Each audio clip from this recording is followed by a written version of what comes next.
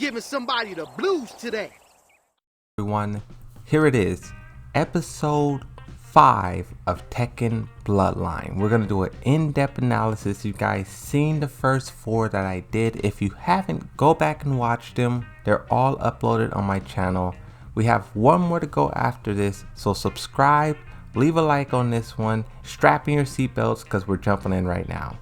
This episode starts off with Xiaoyu surrounded by kind of a orange-red aura, and the eyes that's lurking, that's surrounding her, is King. When I seen this, one, it was so weird to see Xiaoyu. All the ones we've seen so far was either a Mishima or Ogre, but them doing the Xiaoyu and then having King eyes, I was locked and loaded. I was like captivated.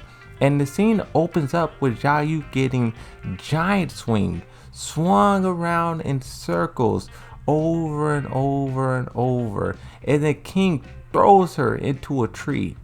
If this ain't a way to start an episode, I don't know what is. Look at her, just crammed into the tree. Maximum damage. Now the fight between these two is really good. You have Xiaoyu kind of trying to use her athleticism, her agility, her size, sort of roll around and maneuver the same way she did to Nina. But the thing about King, he's a bit more tanky, he's a little bit stronger, and also he's a grappler. So once he gets a hold on you, you're in for a world of hurt. And I think that's kind of the reason why Xiaoyu loses this, because let's imagine it like health bars. Xiaoyu would have a way smaller health bar than King is. So Xiaoyu would have to poke all the way down to 0. But then King grabs her and then slams her. When I seen him doing this, I almost cried. I was like, come on now. You go pile drive, rock bottom, knuckle buster, Xiaoyu? Oh my god. But this just shows how ruthless he is, how unrelenting he is. When he slammed Xiaoyu, I got hurt. Now after the intro, the show starts with Jin and Xiaoyu in a hospital bed. She had a slight recovery from getting body slammed by King, and Jin is sitting there waiting for her the whole time. And this kind of shows that he seems like he doesn't like her or whatever, but he does care about her. And I think his actions here speaks volume. I like how they have this little girl power moment where you have Xiaoyu kind of doubting herself, like, oh, you're saying I shouldn't be here because I'm a woman. And Jin's like, no. The first person to ever teach me martial arts, to teach me anything, was a woman, was Jun Kazama. And I like how they incorporate those elements here, because it's not overdoing it, it's not force feeding you, it's just Jin like having a heart to heart with Xiaoyu and telling her how big of a role model Jun Kazama was to him.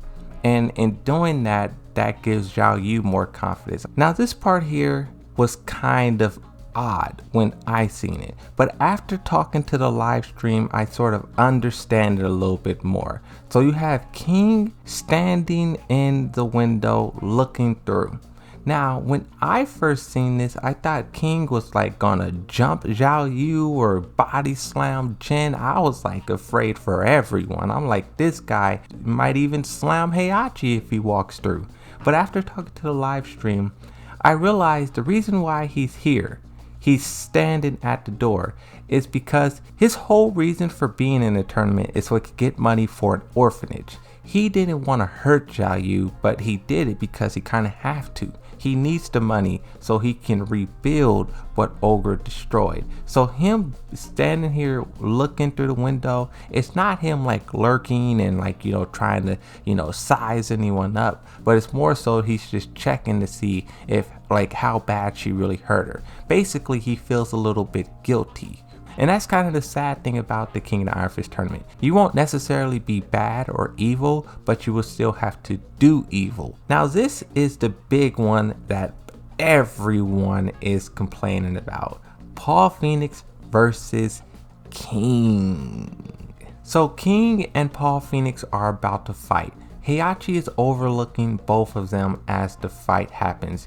Jin walks up and he starts telling Jin about King. So if you saw when I did my episode 2 breakdown, they had a missing persons report. King was on that list, and I guess now it's confirmed that King was killed by Ogre. But the problem is, you have King still in the tournament. So Heihachi tells Jin, the original King is dead, and this new person wearing this King mask, we have no idea who this is. King, who was also a formidable fighter, was killed by Ogre. So, you don't know who that is? The way that it's framed is like we have no idea what he's going to do. Like anything can happen. And the fact that he's going up against Paul Phoenix is kind of like, it's basically setting King up to be this monster. He's the big bad that you have to go through. And I honestly like this change because it gives a lot more of a focus on King, because the first King is slain by Ogre. He's the only confirmed kill. Baek Do-san survives, Wang survives, Lee survives, Jun, everyone survives except for King. So the King number 2, really he has the biggest gripe with what happened. And the fact that he spent the last 4 years training, just like Jin, for this moment, it's just incredible. And another thing too, for those of you who don't know, Armor King is the one who trains the second King. Had it not been for the power of the Devil Gene, Paul Phoenix would have defeated your father. So after dropping that bombshell on Jin, his eyes go wide and he's focusing on both King and Paul, because Paul basically beat Kazuya, but the Devil Gene saved him. And in King, we have no idea who this person is, and he's just body slamming everyone in the tournament. So regardless of who Jin has to fight, it's going to be a nightmare. And Heihachi tells him, focus on the fight, what wins it and what loses it.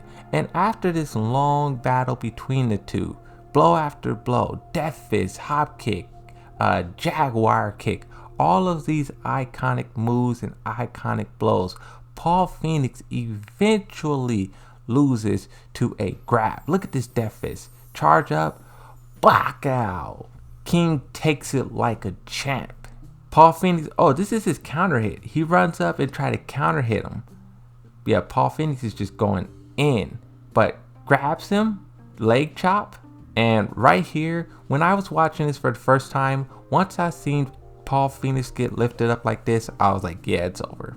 It's over. Now, if you paid attention to this fight, Paul Phoenix and Xiaoyu both lost because they weren't breaking throws. It's like really how you have to play King. If King grabs you, you need to break out of the throw. And I think if Paul Phoenix was to break out of it, he probably would have beat down King too, because that's the only weapon King had against Paul Phoenix. So even though people don't like the outcome, I still think there's a lesson to be learned here. Break the throws, because throws will outmatch the skill. Now back inside the trailer, Heihachi has all the lights off and he has one tablet on.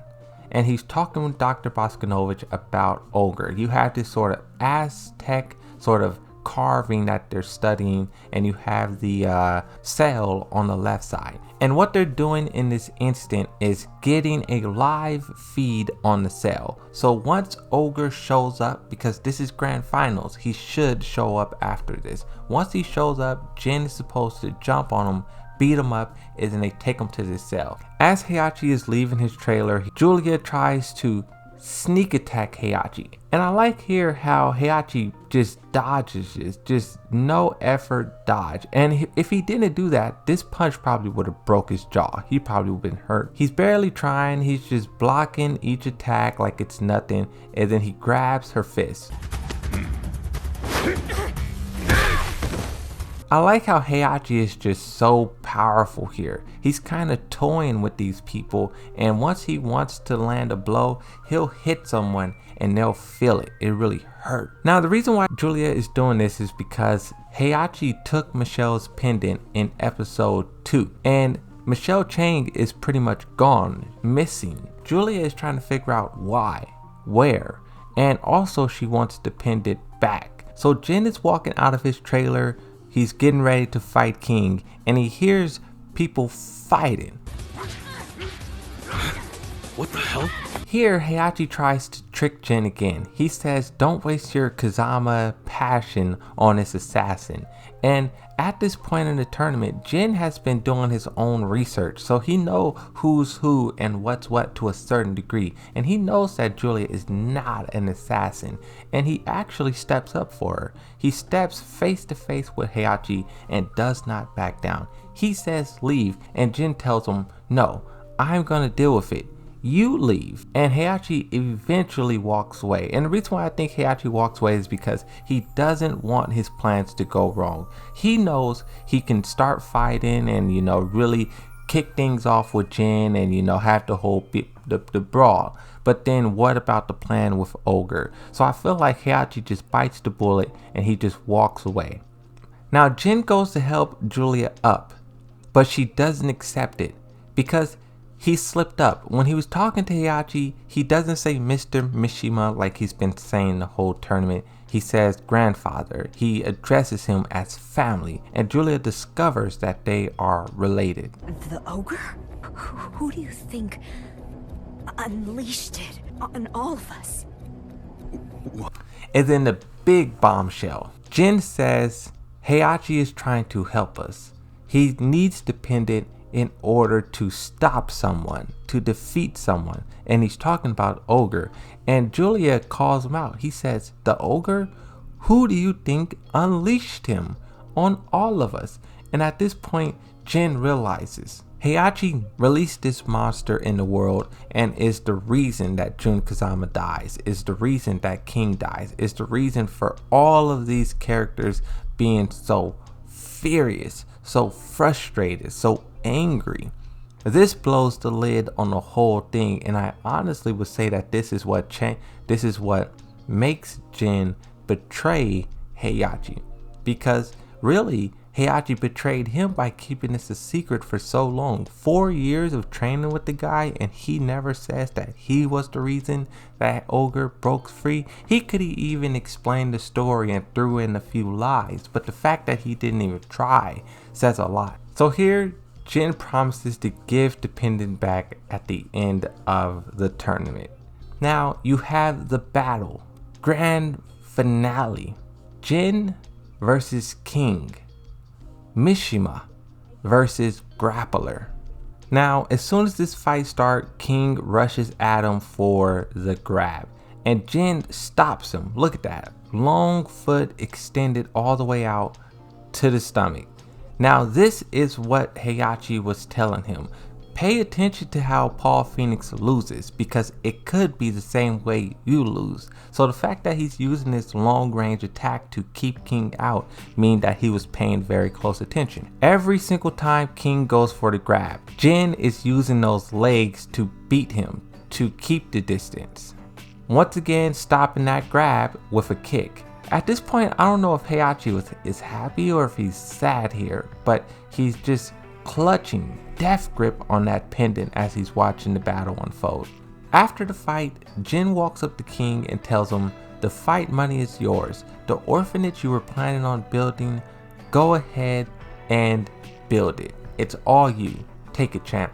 And this kind of surprises everyone because it shows that he is not like Heihachi. He's not like how they think. It sucks that Leroy Smith wasn't here to see this, but all of these other characters did see this gesture that was made to King. He walks away and he's leaving the stadium, but Heihachi steps in his way and is the final challenger. Now, seeing this part here, it kind of makes sense. So if we scroll back a little bit, so this part here kind of makes a little bit more sense. I think the reason why Heihachi is making this face is because Ogre is not showing up, but the fight is over. So in this moment, he knows that the fight must continue, and the only way that is going to happen if he goes down to the ring. So he goes down to the ring to fight Jin, so Ogre can be summoned. So at this moment, Heihachi kind of goes full on betrayal. He says all these harsh things to Jin. You failed yourself, you failed Jin Kazama, and you also failed me. I couldn't tell if he was just saying this just to be a scumbag, or if he was saying this to try to make Jin angry, to try and make him tap into that devil gene. So this battle here is actually pretty cool. You have both of them going back and forth, hell sweeps, electrics, counter hits, launchers. They're kind of going all out on one another. What's really cool, after Jin uses his super attack, Heihachi bounces up off the ground. So cool. Jin does a double hop kick and launches Heihachi in the air. The pendant falls out of his pocket and it starts to glow green. This is when Ogre shows up. The final boss fight of this tournament. He comes out the sky and he's ready to challenge everyone. Now, I don't know if the tournament is still being broadcast. You would imagine they would have cut it at this point, but who knows. Heihachi picks up the pendant and he smiles because this is what he's been waiting for. And then as Jin is looking at Ogre, flames start to engulf his eye. And this is sort of a callback to how he was looking at his house burning down, and the reflection, all you can see was flames. The episode ends like this. It cuts to black, and that's all we get. This episode, there was a lot of fighting, but there was also a lot of flashbacks. We'll talk a little bit more about that in episode 6. Hopefully you enjoyed this breakdown. Like and subscribe. Stay tuned. The finale's coming up. I'll see you next time. Thanks for watching, and bye bye.